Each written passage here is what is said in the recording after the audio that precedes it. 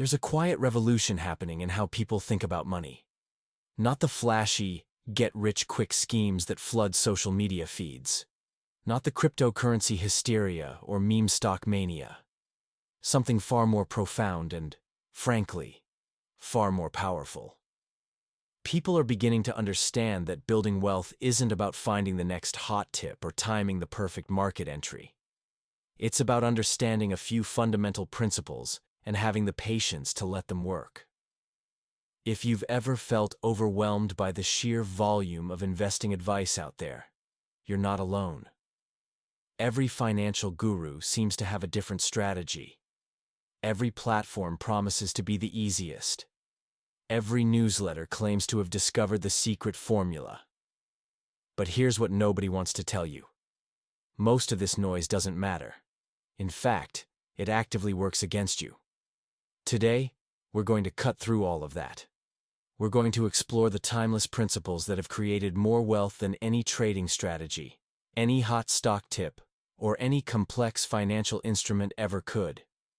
These aren't my opinions. These are principles backed by decades of data, validated by the world's most successful investors, and proven across every market cycle imaginable. Let's start with an uncomfortable truth. The financial industry has a conflict of interest when it comes to your wealth. Not because individuals are malicious, but because the system is designed in a way that profits from activity, not from your success. Think about it. Brokerage firms make money when you trade. Financial news networks need you to watch daily, so they manufacture urgency around every market movement. Investment newsletters need you to believe that this month's strategy is different from last month's. The entire ecosystem is engineered to keep you engaged, active, and most importantly, trading. Studies examining individual investor accounts have found that those who traded most frequently dramatically underperformed the market, with some research suggesting active traders can underperform by multiple percentage points annually. That's not a small difference. Over a 20-year period, such underperformance compounds into hundreds of thousands of dollars in lost wealth for an average investor. The problem isn't that people are stupid. Far from it. The problem is that the human brain is wired in ways that work against successful investing. We're pattern-seeking creatures in a random walk world.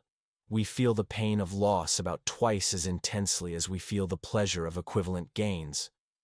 We anchor to irrelevant numbers and let our past purchases influence our future decisions in irrational ways. Evolution didn't prepare us for investing. For hundreds of thousands of years, immediate action in response to threat or opportunity was the right choice. See food? Grab it now. See danger? Run immediately. Those instincts kept our ancestors alive. But in investing, they're killers.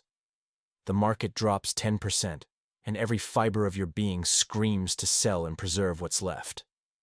The market soars, and you feel the overwhelming urge to jump in before you miss out. These instincts are powerful, natural, and catastrophically wrong. Consider what happened in March of 2020. The world shut down. Markets plummeted nearly 40% in a matter of weeks. Fear was everywhere. Unemployment soared. The future looked genuinely uncertain. In that moment, selling felt rational. It felt safe. Yet those who sold locked in devastating losses. Those who stayed invested, or better yet, those who bought during the panic, captured one of the strongest recoveries in market history.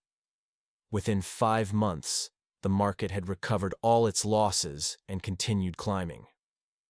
This pattern repeats throughout history. During the 2008 financial crisis, during the dot-com bust, during every major correction. The investors who act on fear consistently destroy their wealth. The investors who understand the principles we're about to discuss consistently build it. Before we talk about how to invest, we need to understand what investing actually is. This might sound basic, but this confusion causes more wealth destruction than perhaps any other single factor. Investing is not gambling. It's not speculating. It's not trading. Real investing is the process of putting money to work in productive assets that create value over time. When you invest in a business, either directly or through stocks, you're buying a small piece of that business's future earnings. You become a partial owner in a real enterprise that makes real products or provides real services to real customers who pay real money.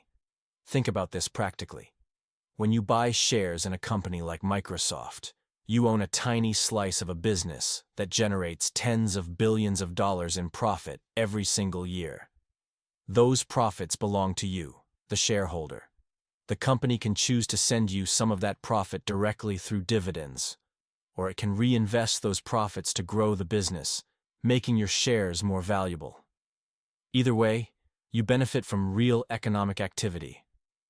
This is fundamentally different from speculation, where you're simply betting that someone else will pay more for something in the future. Cryptocurrency, for example, generates no earnings. It provides no dividends.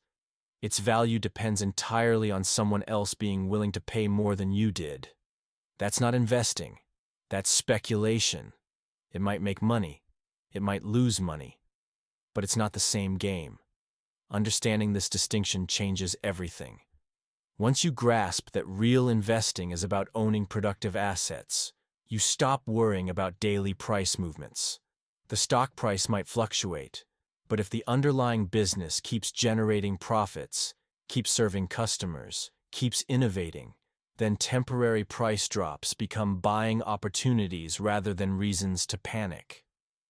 Warren Buffett, whose company Berkshire Hathaway has generated returns averaging around 19.9% annually since 1965, explains it this way. He doesn't buy stocks. He buys businesses. He doesn't check stock prices to see if he should sell. He evaluates whether the business is performing well. If it is, the stock price will eventually reflect that. If it isn't, no amount of hoping will change it. This perspective freed Buffett to hold Coca-Cola for decades, accumulating wealth through dividend increases and price appreciation. It allowed him to buy American Express during a scandal when everyone else was selling, recognizing that the fundamental business remained strong. Based on Berkshire's long-term track record, the company has compounded at close to 20% annually for decades, turning early investments into extraordinary returns. The beautiful thing about this approach is that it removes the need to be clever. You don't need to predict the next hot sector. You don't need to master technical analysis or chart patterns. You need to understand the difference between price and value, and have the patience to wait for the market to recognize what you already know. Despite what the financial media wants you to believe, successful long-term investing rests on just 3 fundamental principles. These haven't changed in 100 years. They won't change in the next 100. Master these, and you'll outperform the vast majority of professional investors, let alone individual traders. Principle 1. Time is your greatest ally. Compound interest has been called the 8th wonder of the world, and for good reason.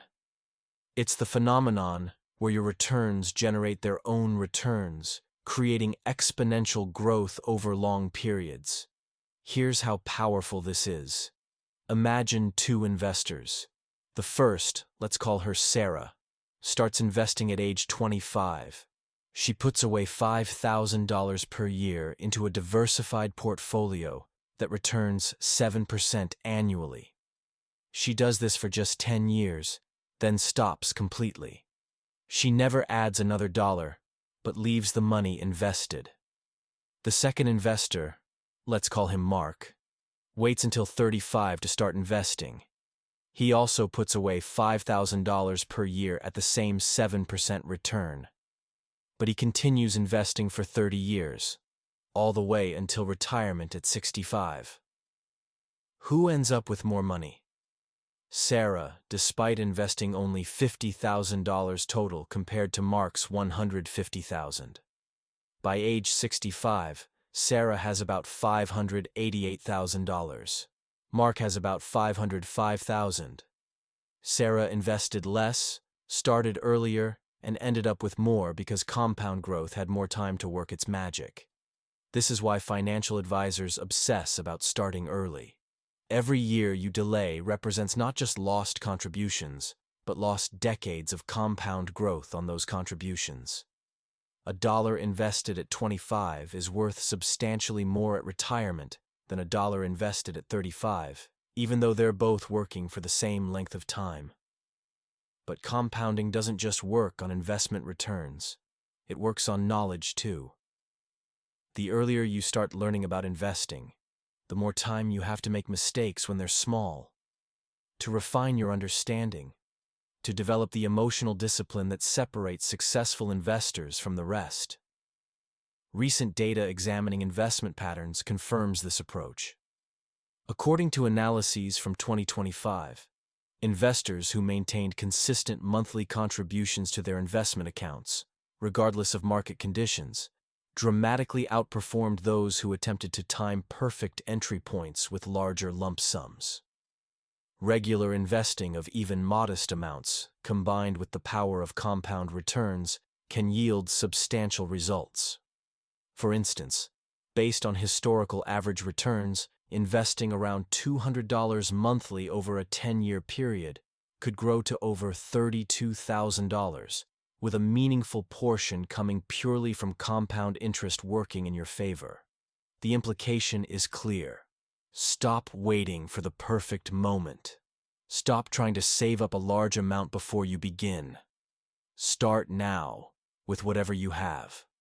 The difference between starting today with $100 and waiting 5 years to invest $5,000 is staggering and almost always favors starting immediately. Principle 2. Diversification is protection, not dilution. There's a pervasive myth in investing circles that diversification is for people who don't know what they're doing, that if you're truly confident in your analysis, you should concentrate your bets. This is dangerous nonsense. Even the most sophisticated investors get things wrong. Companies that look bulletproof collapse. Industries that seem eternal become obsolete. Economic shocks come from directions nobody predicted. The greatest investors in history, people with resources to hire entire teams of analysts, still make mistakes regularly. Diversification isn't an admission of ignorance. It's an acknowledgement of reality. You cannot predict the future. Neither can anyone else. So instead of trying to pick the few winners, you own everything, and ensure you capture the winners whenever and wherever they appear. Research examining stock market performance has revealed a striking pattern. Analysis suggests that since the 1980s, only a small percentage of individual stocks account for the majority of the market's gains above risk-free returns. This implies that if you tried to pick individual stocks, the odds of selecting the significant winners were quite low. But here's the beautiful part. If you owned the whole market through an index fund, you automatically captured all of those winners. You didn't need to know which 4% would succeed. You just needed to own everything. The S&P 500, which tracks 500 of America's largest companies, has returned an average of over 10% annually since 1957. Not every year, of course. Some years it drops dramatically. But over any 20-year period in history, it has never lost money. Over decades, it has created more wealth for more people than any other investment vehicle. This is why index fund investing has become the default recommendation from experts who don't have a financial incentive to complicate things. You get instant diversification across hundreds of companies, multiple industries, the entire spectrum of the economy. When technology booms, you capture it. When energy surges, you benefit. When consumer goods thrive, you share in the profits, and the costs are minimal. Traditional mutual funds charge 1 to 2% annually in fees. Sounds small until you realize that over 30 years, those fees can consume 30 to 40% of your potential returns. Index funds, by contrast, often charge less than 0.1%. That difference alone can mean hundreds of thousands of dollars over an investing lifetime. Recent developments in 2026 indicate this pattern continues. According to current market analysis, a substantial majority of actively managed funds have struggled to outperform their benchmark indices over the past decade. Data from late 2024 and 2025 shows that over the 10-year period, roughly 80 to 90% of actively managed large-cap equity funds failed to beat simple index strategies. The professionals, with all their resources and expertise, couldn't beat the simple strategy of buying and holding the market. The evidence is overwhelming. For the vast majority of investors, the winning strategy is boring. Buy low-cost index funds that track the total market. Reinvest dividends. Keep adding money regularly. Let time do its work. This approach requires no special knowledge, no constant monitoring, and no clever market timing. It simply works. Principle 3. Your behavior determines your returns. The third principle is perhaps the most important and definitely the hardest to master. Markets will fluctuate. That's not a prediction. It's a certainty. The question is whether you'll have the emotional discipline to stay the course when everything inside you screams to do something, anything, to stop the pain. Behavioral finance research has identified numerous cognitive biases affecting financial decision-making. These mental shortcuts and patterns, while useful in daily life, can prove costly in investing contexts. We've already mentioned a few, but let's go deeper into the ones that cause the most damage. Loss aversion is the tendency to feel losses about twice as intensely as equivalent gains. This means that losing $1,000 hurts roughly twice as much as gaining $1,000 feels good. In practical terms, this causes investors to hold losing positions too long, hoping they'll recover, while selling winners too early to lock in gains. Both behaviors reduce returns. Herd mentality is the tendency to follow the crowd. When everyone is buying, you feel like you're missing out. When everyone is selling, you feel validated in your decision to sell too. But think about what this means. By definition, when everyone is buying, prices are high. When everyone is selling, prices are low. Herd behavior causes you to systematically buy high and sell low, the exact opposite of what you need to do. Confirmation bias is seeking out information that confirms what you already believe while ignoring contradicting evidence. If you own a stock, you'll find yourself drawn to articles explaining why it's going to soar while dismissing warnings about problems. This creates echo chambers that insulate you from reality until reality forces itself upon you, usually through significant losses. Anchoring bias is fixating on irrelevant numbers. You bought a stock at $50, so now you evaluate all decisions based on that $50 anchor, even though the current price is all that matters. Or you see that a stock was at $100 last year, so at $60 it must be a bargain, even though the fundamentals might have deteriorated drastically. Recency bias is giving excessive weight to recent events. The market has been going up for 3 years, so you assume it will continue. Or it dropped last month, so you assume the crash is just beginning. Both assumptions ignore the broader historical context that shows markets move in cycles, not straight lines. Overconfidence bias is particularly insidious. Research suggests that a large majority of people rate themselves as above average in various skills, which is statistically impossible. Similarly, many investors believe they possess superior investment knowledge, yet performance data consistently shows that most underperform simple index strategies. This overconfidence leads to excessive trading, concentrated positions, and taking risks that aren't properly compensated. The solution to all of these biases isn't to become emotionless. That's impossible. The solution is to build systems that protect you from yourself. Automatic contributions that happen regardless of market conditions. Asset allocations that you review annually, not daily. Rules about when you'll rebalance and what triggers action. Research from 2026 reinforces this systematic approach. Analysis indicates that continuing to invest consistently regardless of market conditions tends to be one of the most effective strategies. While prices experience short-term volatility, historical patterns show markets have recovered from downturns given sufficient time, and maintaining consistent investment during periods of growth ensures capturing those gains. Consider a historical example. Investors who bought at the market peak in October 2007, right before the Great Recession, faced one of the worst possible timing scenarios. The market would drop approximately 50% by March 2009. Yet those who simply stayed invested, enduring the pain of watching their portfolios cut in half and waiting through years of slow recovery, still achieved positive returns. By 2017, 10 years after that terrible entry point, they had nearly doubled their money despite the worst market timing imaginable. Patient discipline proved more valuable than perfect timing. The lesson is clear. Your ability to control your emotions and stick to a plan matters more than your ability to pick stocks, time the market, or identify the next big trend. Behavior determines results. Now that we understand the core principles, let's examine the main asset classes available to investors.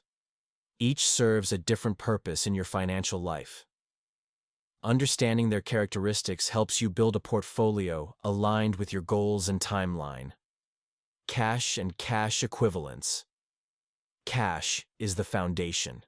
It's not an investment in the traditional sense because inflation steadily erodes its purchasing power.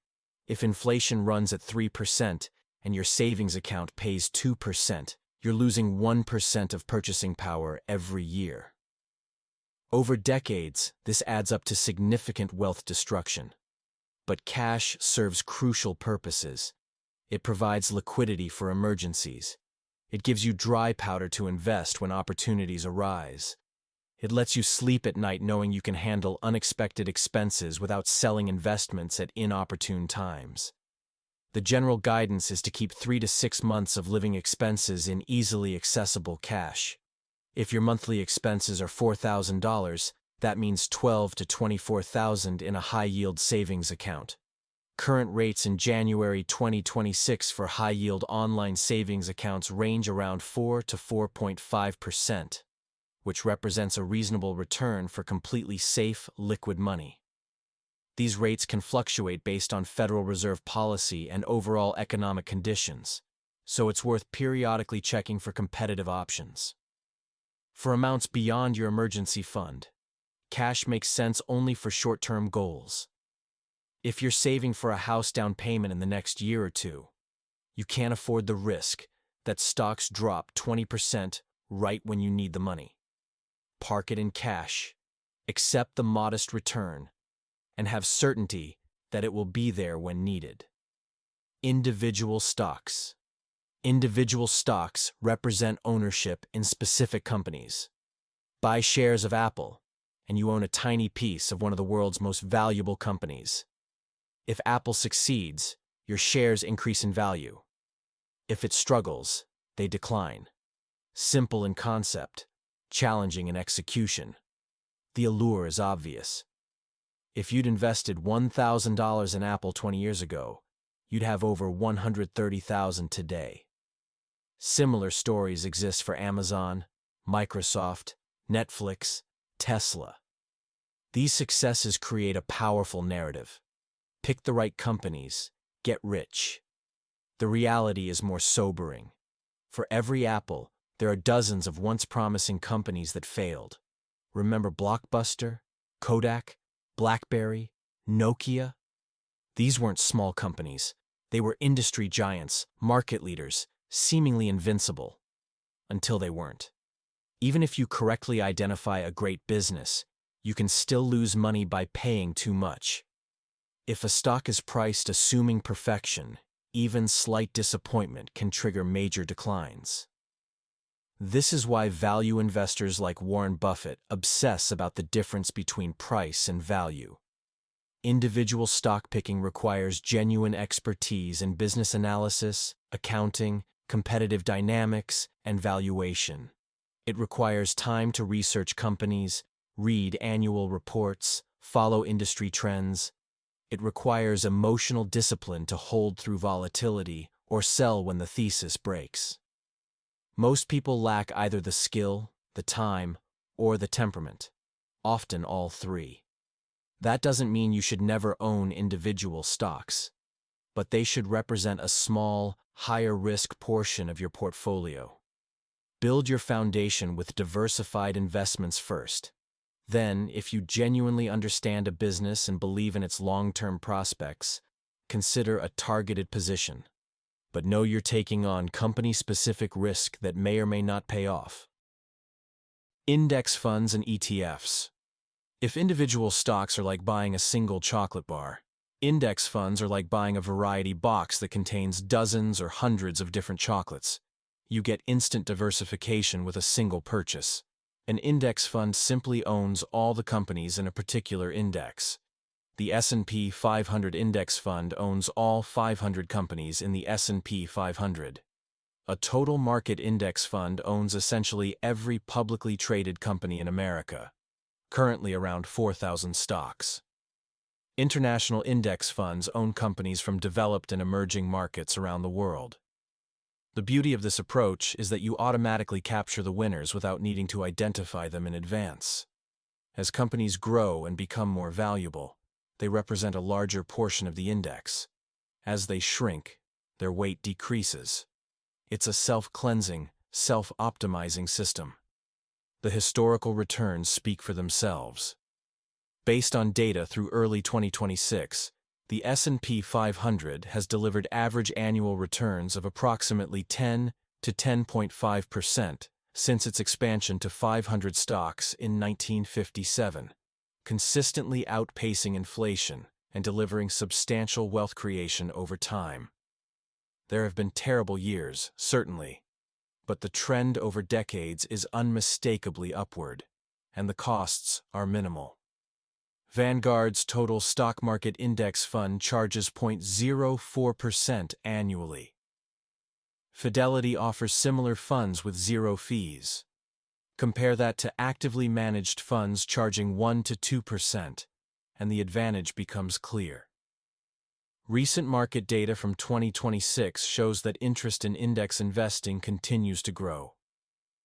The shift toward passive investing accelerated in 2024, with passively managed assets surpassing actively managed assets in the United States for the first time. The Federal Reserve's current monetary policy, with interest rates stabilizing in the 3.5 to 4% range, makes the historical 7 to 10% annual returns of diversified stock funds particularly attractive compared to bonds and cash. For most investors, a simple three-fund portfolio is sufficient. A total U.S. stock market index fund for domestic exposure. A total international stock market index fund for global diversification. A total bond market index fund for stability. Adjust the percentages based on your age and risk tolerance, rebalance once a year, and you're done. This isn't exciting. There's no story to tell at dinner parties. But it works. Consistently, reliably, with minimal effort and minimal cost. That's worth far more than excitement. Real estate investment trusts. Real estate has created tremendous wealth throughout history. Property values tend to rise over time. Rental income provides steady cash flow. The tangible nature appeals to many investors who like owning something physical. But direct real estate investment has significant drawbacks. It requires large amounts of capital for down payments. It concentrates your wealth in a single property. It demands time for management, maintenance, dealing with tenants.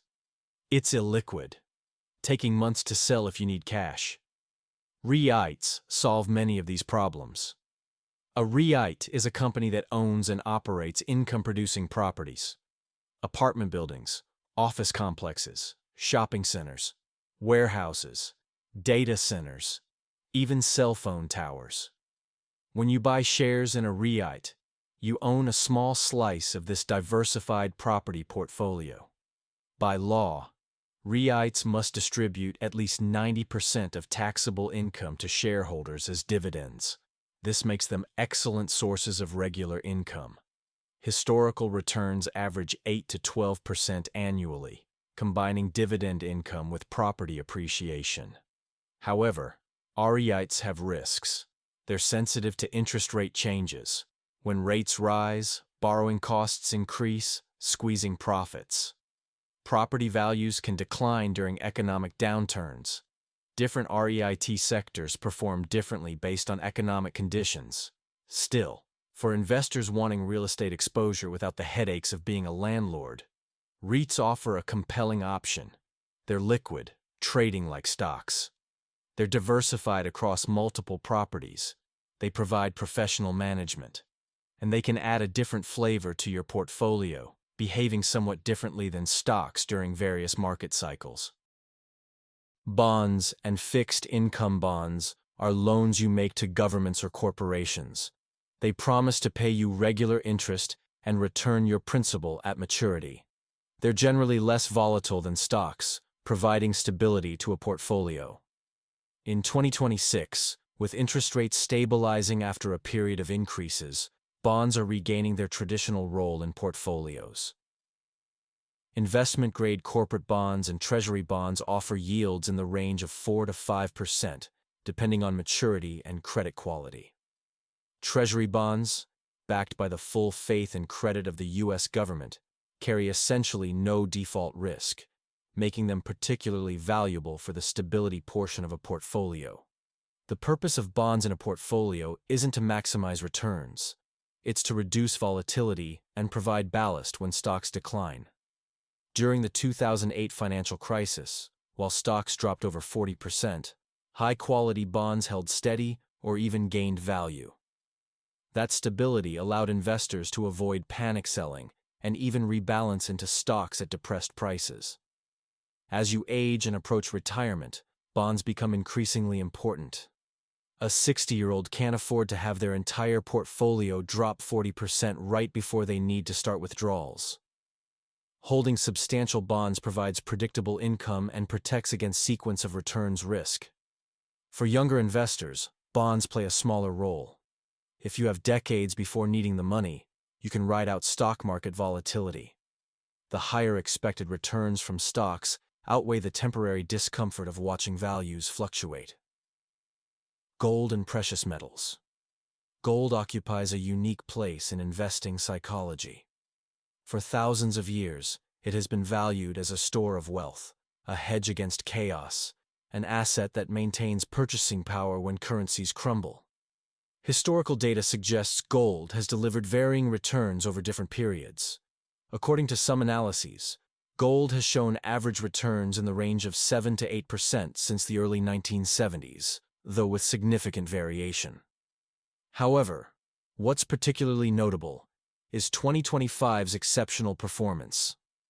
Gold surged more than 60% during the year, reaching multiple all-time highs and delivering one of its strongest annual returns since 1979.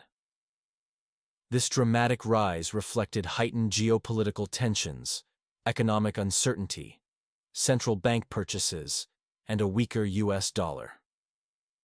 But gold doesn't generate cash flow. It doesn't pay dividends or interest.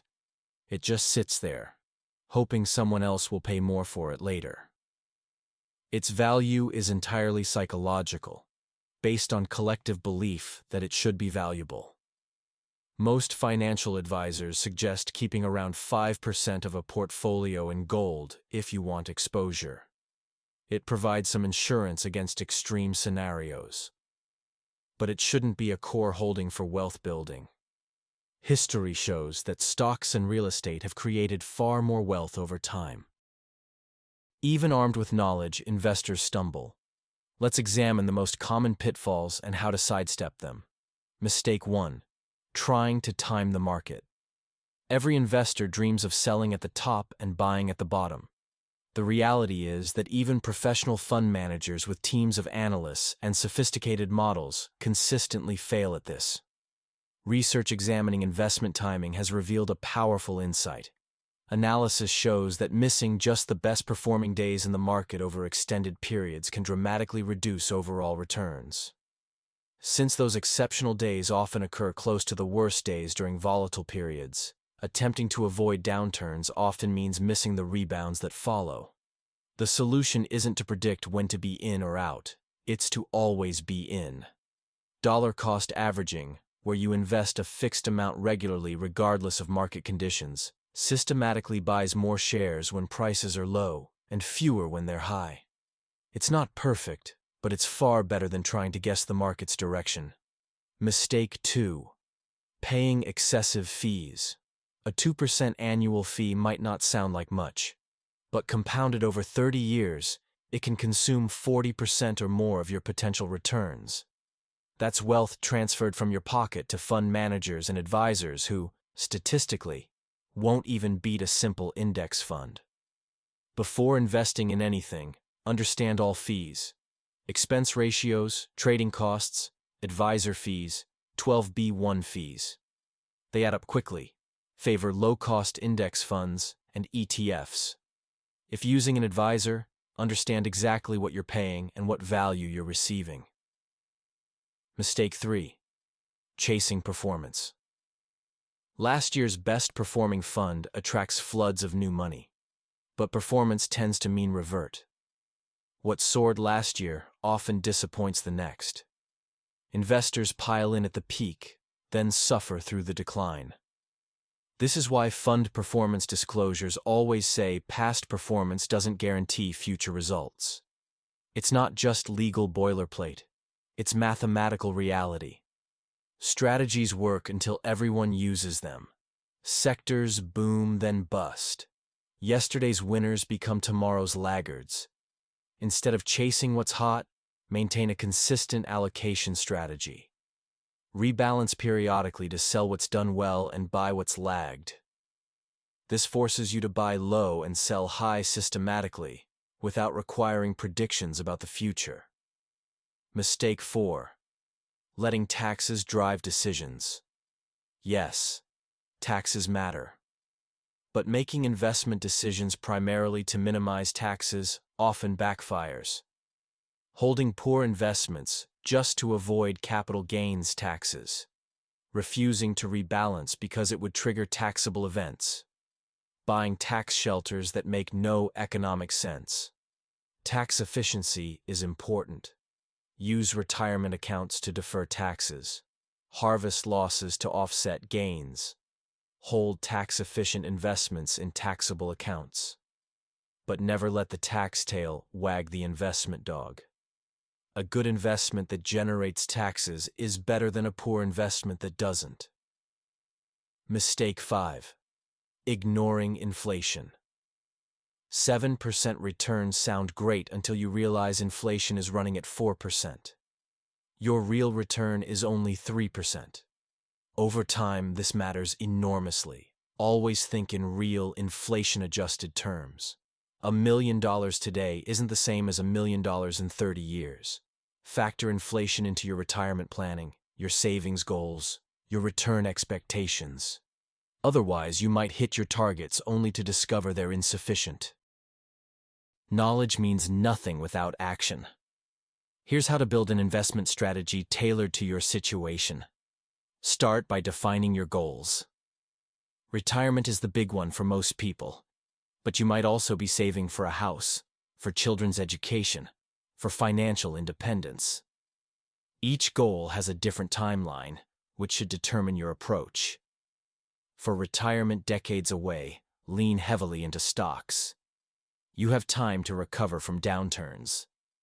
The higher expected returns compound into substantial wealth.